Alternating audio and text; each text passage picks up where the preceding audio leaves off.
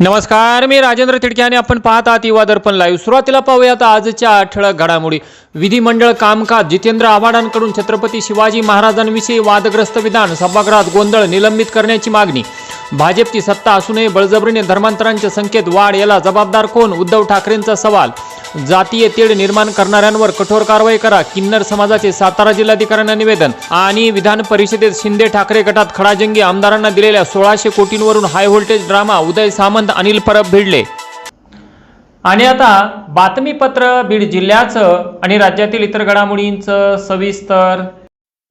Beed एलसीबीचे PI Shri Shivaji बंटेवाडे यांना आज गुप्त माहिती मिळाली की बीड शहर ठाण्याच्या हद्दीत फुलाईनगर येथून एक स्विफ्ट कार बेकायदेशीररित्या विविध कंपन्यांचा गुटखा विक्री करण्यासाठी घेऊन जात आहे।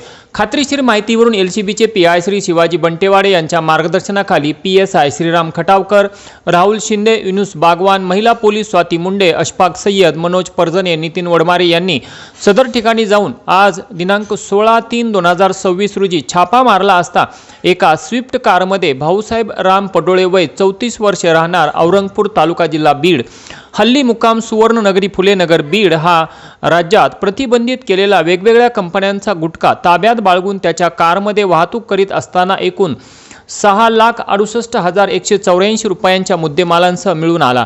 सदरचा गुटखा हा त्याने रेवणनाथ चादर, राहणार भाट सांगवी तालुका जिल्हा बीड याच्याकडून घेऊन आल्याचे चौकशीत सांगितले। सदर गुन्ह्यात आणखी कोणी सहभागी आहे काय याबाबत बीड शहर पोलीस ठाणे व एलसीबी पथक हे तपास करत आहेत। सदरची कामगिरी पोलीस अधीक्षक श्री नवनीत कामत, अप्पर पोलीस अधीक्षक श्री सचिन पांडकर, एलसीबीचे पीआय श्री शिवाजी बंटेवाडे यांच्या मार्गदर्शनाखाली पीएसआय श्रीराम खटावकर यांच्या टीमने केली। पुण्यातील लोणीकंद येथील बकोरी रोडवरील गोकुळ पार्क परिसरात राहणाऱ्या एका 22 वर्षीय विवाहितेने सासरच्या जाचाला कंटाळून गळफास लावून आत्महत्या केल्याची धक्कादायक घटना समोर आली आहे। मूळची बीड तालुक्यातील बेलुरा येथील रहिवासी वैष्णवी लाटे असे मृत तरुणीचे नाव असून तिचे माहेर हे बीड तालुक्यातील वडगाव गुंदा हे आहे। सासरी होणाऱ्या सततच्या छळामुळे तिने लग्नानंतर केवळ 10च महिन्यात हे टोकाचे पाऊल उचलल्याने संपूर्ण परिसरात मोठी खळबळ उडाली आहे। वैष्णवीच्या आईच्या तक्रारीनुसार लग्नानंतरचे सुरुवातीचे काही दिवस सुखात गेल्यानंतर पती यशवंत लाटे आणि सासरच्या इतर मंडळींनी पैशांच्या मागणीसाठी तिचा छळ सुरू केला होता। पतीकडून तिला वारंवार होणारी शिवीगाळ, शारीरिक मारहाण आणि माहेरून पैसे आणण्यासाठी टाकला जाणारा सततचा दबाव या जाचाला कंटाळून तिने हे टोकाचे पाऊल उचलल्याचा गंभीर आरोप या तक्रारीत करण्यात आला आहे। वैष्णवीची सासू, सासरा आणि दीर यांनी सुद्धा पैशांसाठी तगादा लावला होता। यामुळे वैष्णवी ही मानसिक तणावात होती। तसेच सासरच्या लोकांकडून मारहाण देखील करण्यात आल्याचे तक्रारीत नमूद करण्यात आले आहे। सततच्या त्रासाला कंटाळून वैष्णवीने टोकाचे पाऊल उचलले असा दावा करण्यात येत आहे। आईच्या तक्रारीवरून लोणीकंद पोलीस ठाण्यात पती, सासू, सासरे आणि दीर अशा चौघांविरुद्ध छळाचा आणि आत्महत्येस प्रवृत्त केल्याचा गुन्हा दाखल करण्यात आला असून लग्नानंतर अवघ्या 10 महिन्याच्या काळातच एका 22 वर्षीय विवाहितेने कौटुंबिक छळामुळे आपला जीव गमवावा लागल्याने बीड जिल्ह्यात सर्वत्र संताप व्यक्त केला जात आहे। सर 1 वाजूस्तर शुक्रवारी संध्याकाळी 1 वाजूस्तर आम्ही तिच्यापाशी होतो। शुक्रवारी संध्याकाळी आम्ही 1 वाजता तिथून निघलो। तर आम्ही तिला छळ करत होते म्हणून आणायसाठी गेलतो, पण तिच्या सासूने नवऱ्याने येऊन दिलं नाही। मग आता सर आमचं तिथं काय चालणार त्यांच्या घरी? आम्ही आमचं आलोत आणि मग आम्ही त्यांचा बंगला उतरलो। त्यांनी मग काय केले, त्यांचा आम्हाला सकाळी फोन आला की वैष्णवीने दार लावून घेतलंय। वैष्णवी दार लावायसारखं तिचं समज धाडस नव्हतं। माझी वैष्णवी लई गरीब होती। ह्यांना सर मारहाण करून तिचा कार्यक्रम वाजविलेला आहे। मला फक्त माझ्या लेकीला न्याय पाहिजे। न्यायालाच आम्ही हे झालं। आता सगळं तर माझं संपलंय। मला 3च मुली होत्या, त्याच्यातली माझी एक त्यांना मारली। मला फक्त तिच्या न्यायासाठी तुम्ही माझे बाप भाऊ होऊन तुम्ही हे माझ्यासाठी लढावा, एवढीच अपेक्षा आहे माझी। नाही न्याय दिला तर मी SP ऑफिसच्या दारात माझा स्वतःचा आत्महत्या करणार आहे। माझं काही शिल्लक उरलेलं नाही आता। शुक्रवारी संध्याकाळी आमचं तिचं बोलणं झालं होतं। आम्ही तिच्या घरी गेलो होतो। 7:45 वाजता घरी गेलो होतो। तर त्यांनी आम्हाला सांगितलं होतं की 20 लाख रुपये आणून द्या, नाहीतर आम्ही तिला मारून टाकू। ह्याच्या अगोदर आम्हाला धमकी आली, म्हणजे त्यांनी मागितले होते पैसे। तर आम्ही त्यांना 17 जानेवारीला 5 लाख रुपये माझ्या आईने मी नेऊन दिले ते स्वतः कॅश त्यांच्या हातात।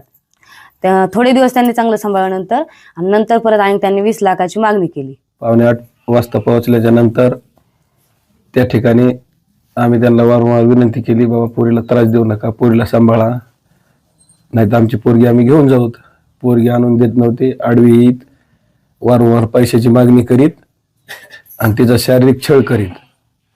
आणि शारीरिक छळ करून आम्ही त्या ठिकाणाहून 1 वाजता परत आलोत.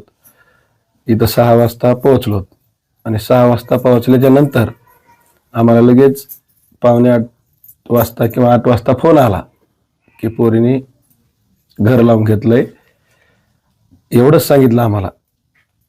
पण ती समजा वारली असं काहीच सांगितलं नाही. तुम्ही कुठं राहिलात, अगर आलात का नाही, असं काही सांगितलं नाही. त्यांनी तिथून ती पोरगी वैष्णवी ससून हॉस्पिटलला नेली.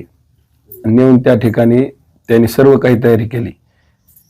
अशी त्या ठिकाणी घटना घडली. आमचं एवढंच मागणी आहे पोलीस प्रशासनाला की 48 तास झाले तरी आरोपी बाहेर हिंडत आहेत. आरोपीला तात्काळ अटक करावा. नाही जर अटक केलं तर आम्ही SP ऑफिस समोर उपोषण करू. संपत्तीसाठी जन्मदात्या मुलाने स्वतःच्या वडिलांवर प्राणघातक हल्ला केल्याची धक्कादायक घटना केज तालुक्यातील नाहोली येथे घडली. शेती आणि ट्रॅक्टर स्वतःच्या नावावर करून देण्यास नकार दिल्याच्या कारणावरून मुलानेच पत्नी व सासरच्या मंडळींच्या मदतीने वडिलांना जीवे मारण्याचा प्रयत्न केला. या हल्ल्यात गंभीर जखमी झालेल्या वडिलांवर अंबाजोगाई येथे उपचार सुरू आहेत. नाहोली येथील रहिवासी सुभाष ठोंबरे यांचा मुलगा लक्ष्मण ठोंबरे हा गेल्या काही दिवसांपासून वडिलांच्या नावावर असलेली शेतजमीन आणि ट्रॅक्टर स्वतःच्या नावावर करण्यासाठी तगादा लावत होता. याच कारणावरून घरात वारंवार भांडण देखील होत होते. शनिवार दिनांक 14 मार्च 2026 रोजी रात्री 10:30 वाजण्याच्या सुमारास हा वाद प्रचंड विकोपाला गेला. गावातील चौकात लक्ष्मण ठोंबरे यांनी व त्याची पत्नी सारिका या दोघांनी सुभाष ठोंबरे यांना गाठले. जमीन आणि ट्रॅक्टर माझ्या नावावर का करत नाहीस असा जाब विचारत त्यांनी सुभाष ठोंबरे यांना काठीने मारहाण करण्यास सुरुवात केली. दरम्यान सारिका हिचे माहेर त्याच गावात असल्याने तिचे आईवडील, भाऊ आणि चुलते यांनीही घटनास्थळी धाव घेतली. त्यांनीही जावयाला साथ देत सुभाष ठोंबरे यांना अमानुषपणे मारहाण केली. या भांडणाचा आवाज ऐकून सुभाष ठोंबरे यांची मुलगी मीना बिक्कड आणि जावई दादा बिक्कड हे बचावासाठी धावून आले. मात्र संतप्त झालेले हल्लेखोरांनी त्यांनाही मारहाण करत मध्ये आलात तर जीवे मारू अशी धमकी दिली. या मारहाणीत सुभाष ठोंबरे हे गंभीर जखमी झाले असून त्यांच्या तोंडावर, हातावर आणि पाठीवर खोल जखमा झाल्या आहेत. त्यांना तातडीने केज येथील उपजिल्हा रुग्णालयात दाखल करण्यात आले होते. मात्र त्यांची प्रकृती चिंताजनक असल्याने पुढील उपचारासाठी त्यांना अंबाजोगाई येथील स्वराती रुग्णालयात हलवण्यात आले आहे. मालमत्तेसाठी रक्ताच्या नात्याने रक्त सांडल्याने केज तालुक्यात या घटनेबद्दल तीव्र संताप व्यक्त केला जात आहे. आणि याचबरोबर आजचं बातमीपत्र संपलं. उद्या पुन्हा भेटू काही नव्या आणि ताज्या घडामोडींसह. तोपर्यंत पाहत राहा युवा दर्पण लाईव्ह चॅनल. लाईक करा, सबस्क्राईब करा आणि खाली दिलेल्या बेल आयकॉनला प्रेस करा. तोपर्यंत नमस्कार.